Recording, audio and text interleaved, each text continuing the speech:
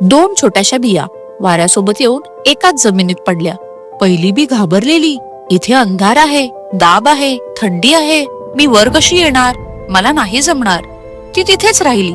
हलकसही हलायची हिंमत तिने केली नाही आणि हळूहळू ती तिथेच सुकली आणि कुजली सुद्धा, कारण तिने सुरुवातच केली नाही.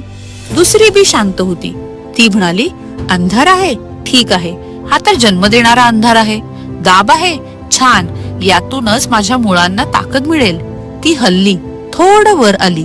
थोडा पाऊस, थोडा अंधार, थोडं धैर्य, आणि काही दिवसात ती बी एक सुंदर रोपट बनली आणि कालांतराने एक सुंदर झाड. लक्षात ठेवा, परिस्थिती दोघांची सारखीच होती, पण माइंडसेट वेगळे होते. लाईफ बदलत नाही, माइंडसेट बदलतो. Be the second seed. आपल्या आयुष्यातही असंच होतं. विचार तेच, परिस्थिती तीच, पण कृती मात्र तुम्ही ठरवता. तुम्ही पहिली सीड व्हाल का, की थोडी हिंमत दाखवून दुसरी सीड व्हाल? मला कमेंट मध्ये नक्की सांगा. हे रील आवडलं असेल तर कॅप्शन जरूर वाचा. लाईक, शेअर आणि सेव्ह करायला विसरू नका.